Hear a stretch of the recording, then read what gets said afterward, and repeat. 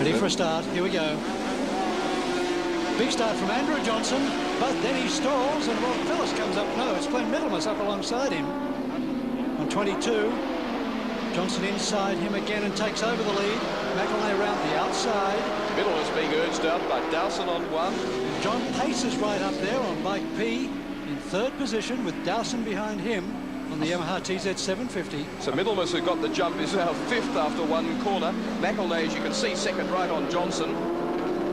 Once more it's Gardner who's left trailing. He's way back, about 10th position, yes. But it's Andrew Johnson in the lead, Rob McElnay behind him. And then John Pace, Wayne Gardner's co-rider in this year's Castrol 6-hour race. 1.17 between the first 5. Eden leads the next bunch. And McElnay almost got inside there to take the lead, almost got inside Johnson. And Yatsushiro came down inside Eden, so he's starting to get to grips with things now.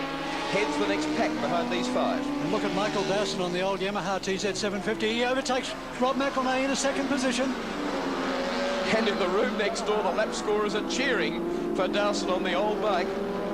A bike that won Greg Pretty the Series 1, Jeff Sale and Swann Series. Barry Ditchburn did a Series on 1. They've won a lot of races. But this bike for the last 2 years has sat in Mal Evans, the sidecar rider's garage, because he took the engine out of it to use in his sidecar.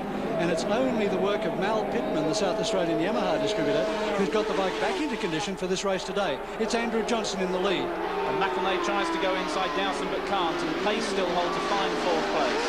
Further back, Eden and Campbell are the next pair.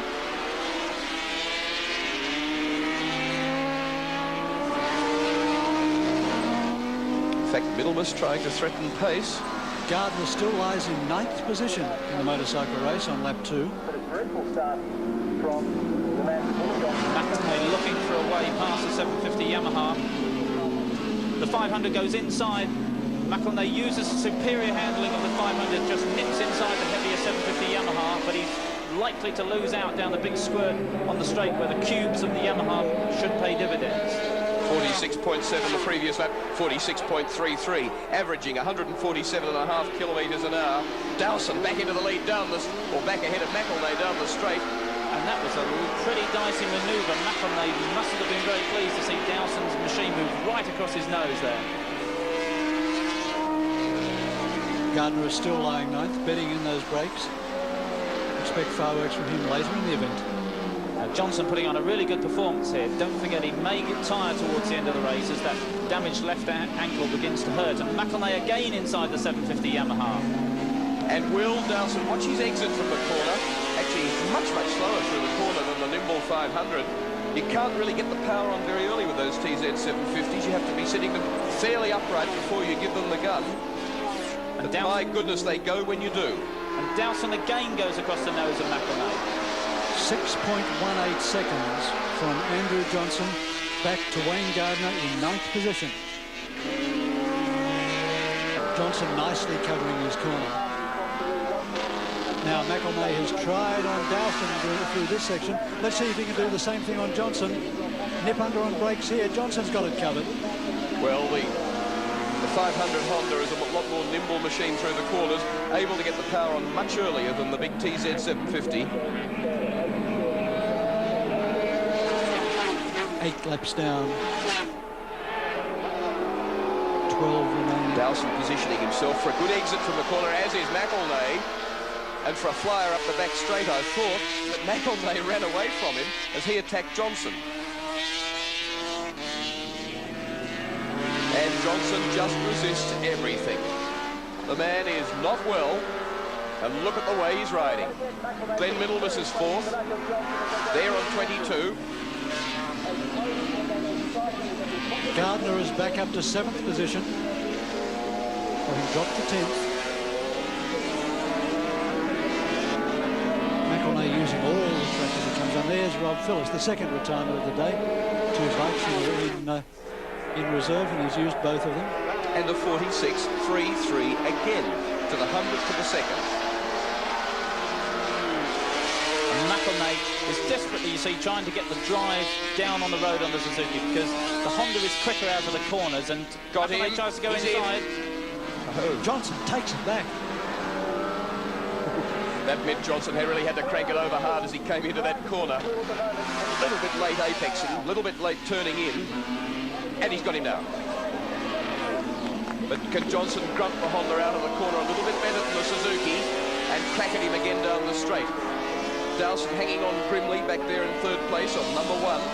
Johnson tucked in, planning the move.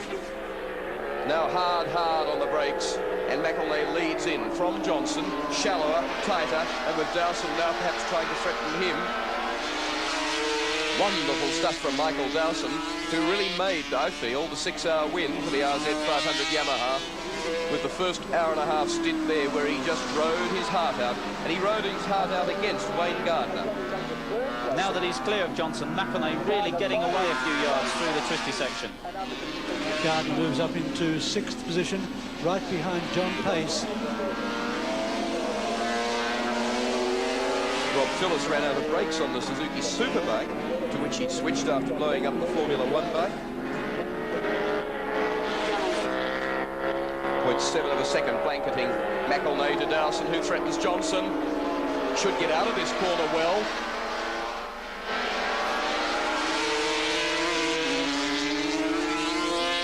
Back in 5th position, Gardner having the devil of a time to get through Pace, but here comes Dowson down the inside on Johnson into the braking area, and he does it. Johnson comes from inside, but so tight are those S's now that there was no way that Johnson could fight back. Now is Johnson tiring? Is the left foot that's very badly damaged, is it hurting, and is it causing him to ease up? Had it been the old S's, then Johnson was well placed to be able to power down to the next corner and retake that 2nd position on Dowson. But in the new S's, there's just not room to do it. There's no doubt on the one hand that Johnson is in great discomfort, on the other that he's refusing to ease up. And this is really what McElnay wants, of course, because if these two can mess each other up, steal each other's lines, that's going to give him just the breathing space he needs.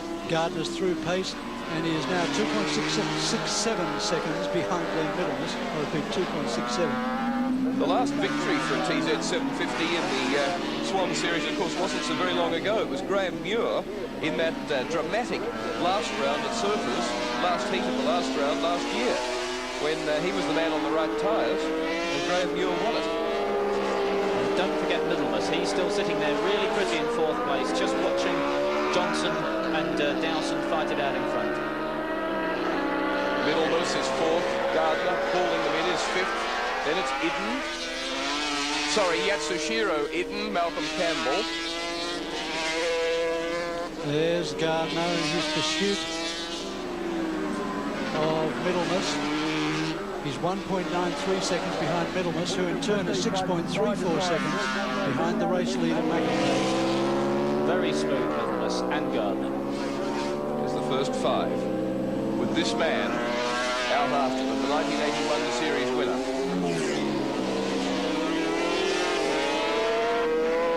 The only man among the top 5 who's won a Swann series previously. You can just see McElnay's ankle flick out before his knee does, dipping the bike into the corner, and he's really still trying. You can see the back end of the Suzuki sliding there. Middlemas almost certain to lose 4th position at the end of this straight as now Gardner throws out the challenge and comes down under brakes. Can't do it. Middlemas holds him out. Good running, Glenn Middlemas. A lot of the other riders, Malcolm Campbell for one, very impressed by Glenn Middlemas, who's riding. He said he really thinks, does everything within the budget, smooth, plugs away, harries people. Does a fine job, Glenn Middlemas. Gardner gets the Honda power really working for him there, pulls out, passes the Suzuki. And Gardner is 4.15 seconds behind Rob McElnay with 4 laps remaining. And if he's got real chance to hang on to his hopes for the championship, surely he has to catch Johnson and Dowson. He couldn't afford to lose the 7 points that he would be disadvantaged if he was this far behind McElnay. In fact, he's 2.37 seconds behind them at the moment. And when he hits them, well, then he's on 2 placings. in fairly quick succession. So a lot of incentive for Gardner to get busy, catch Johnson first, then Dowson. Equally the incentive for Andrew Johnson to make sure that he doesn't get through. Rob McElnay going out to more than a 2-second lead now. Still Dowson over Johnson, with Gardner catching. Gardner, in fact, now down to 3.44 seconds from McElnay, but with the other two riders in between. And there's these tail enders that Dowson and Johnson are catching. This is going to cause excitement as Johnson tries to outrun Dowson and cannot do it. 1.21 seconds only Gardner forward to Johnson. This will hold up Dowson and Johnson through these corners and allow Gardner to get right on their tail. Peter Muir is the bike in between the Thunder bike. And again, bike 74, Jones. Gardner right on Johnson's tail. He passes Johnson, sets out after Dowson. And Johnson can't fight back. And now it's Gardner after Dowson. Well, that's 2 points added to Gardner's score.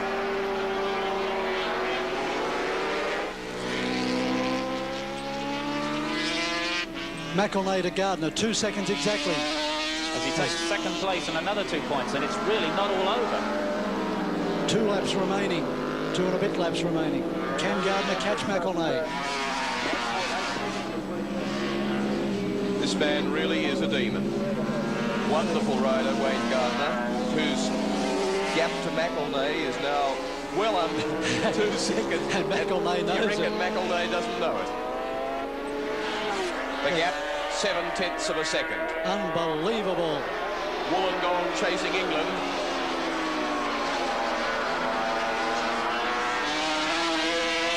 As his race team manager, Barry Simmons, said after the first heat and his brake problems, he said, well, at least we know we've got the speed. Now Rob McElnay has 1.5 laps in which to try and cling desperately to the lead of the second. Through the back you can see Dowson clinging to third place, still over Johnson.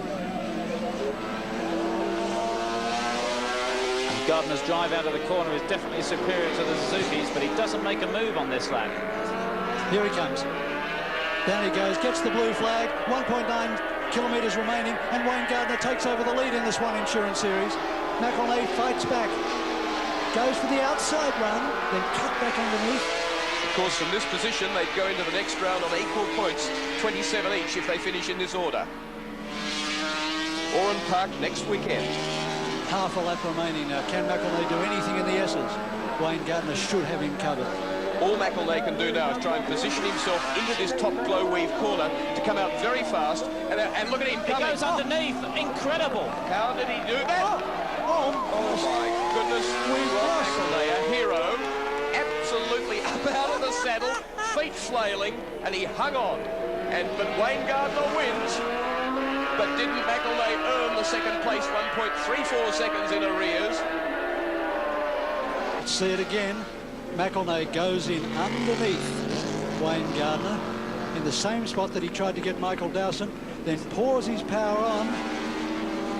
His inside foot in a bit dragging on the floor. The back end comes round and kicks viciously, almost collecting Gardner's front wheel. And Wayne does a tremendous job to hold his line, as does Rob, to wrestle with the bike. He's a tremendously powerful lad, Rob McElnay.